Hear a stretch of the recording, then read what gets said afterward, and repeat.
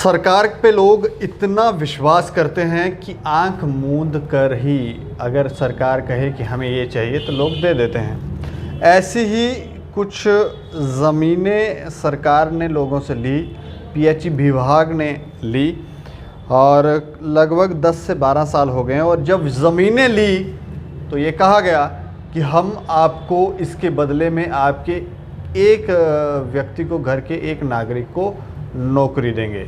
लेकिन 10 से 12 साल हो गए इन लोगों को गुहार लगाते हुए।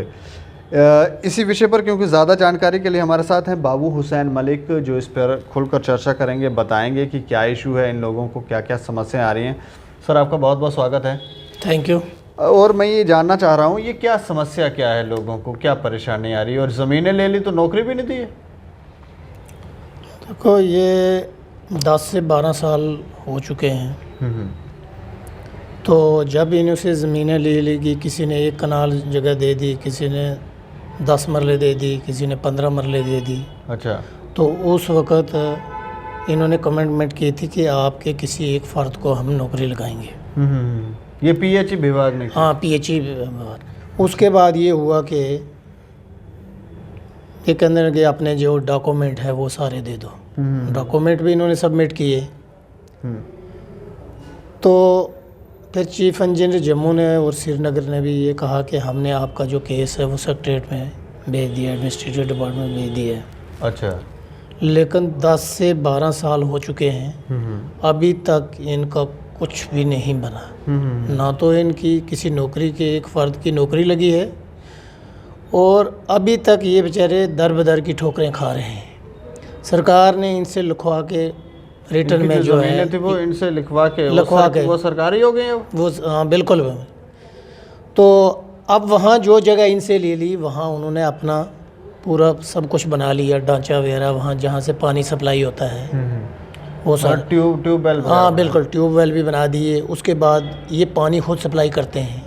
अच्छा। हाँ। अच्छा, इन्हीं की ये लोग जिन्होंने ज़मीनें दी हैं वो खुद ही पानी भी सप्लाई कर रहे हैं? बिल्कुल, पानी भी खुद सप्लाई करते हैं ये। अच्छा। उसके बावजूद भी 12 साल का अरसा गुजर चुका है, इनके साथ कुछ भी नहीं है, ना नौकरी ना कुछ, काम भी ये कर रहे हैं। उसके बावजूद टाइम टू टाइम ये चीफ इंजीनियर को भी मिलते हैं, सेक्रेटरीट में भी जाते हैं। लेकिन इनको आजकल करते करते करते करते इतना साल गुजर चुके हैं।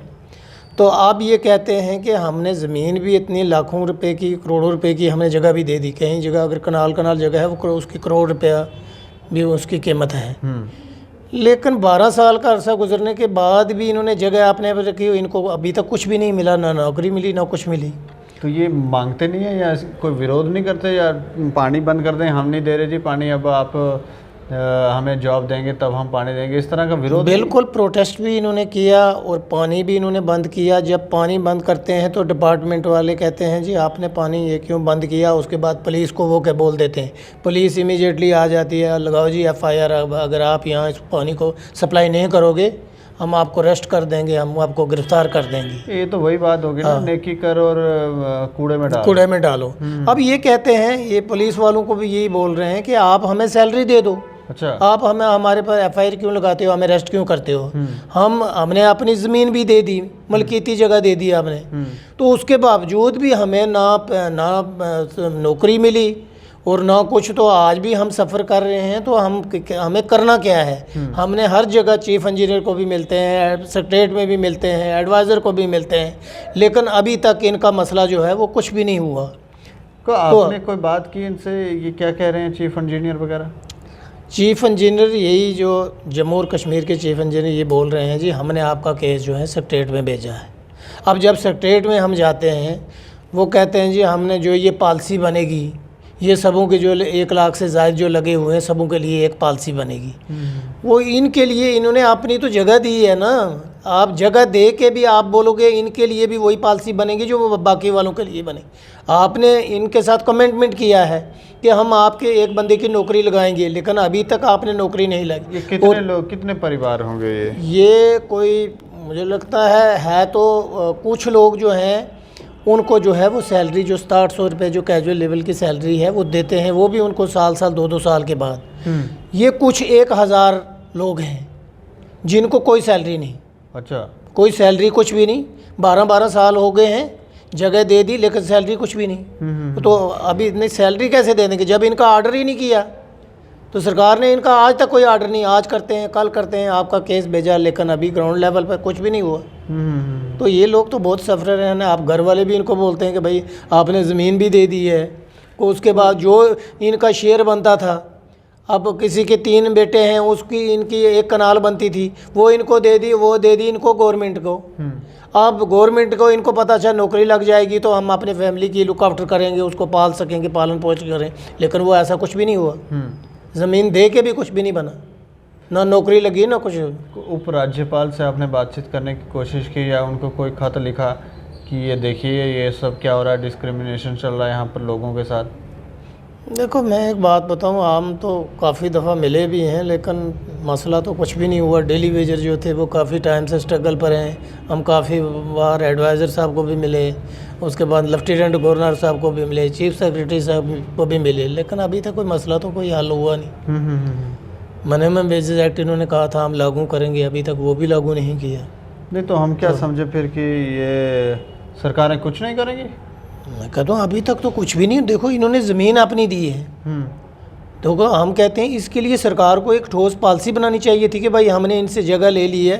ये पॉलिसी क्या, जब ये ज़मीन दे रहे थे उसके बाद साथ साथ में आपने एक हाथ से ज़मीन लो, दूसरे हाथ से आप नौकरी लगा दो? हाँ बिल्कुल, ताकि इस तरह की सिचुएशन पैदा ही ना होती। आपने ज़मीन ले ली, अब उनके ऊपर FIR लगाएंगे आप। ज़मीन ले ली, इनके साथ कमिटमेंट किया, हम आपका ऑर्डर, आपने डॉक्यूमेंट सबमिट करो, डॉक्यूमेंट भी इन्होंने सबमिट कर दिए, उसके बावजूद भी इनका कुछ भी नहीं आना। काफ़ी टाइम ये स्ट्रगल भी करते रहे।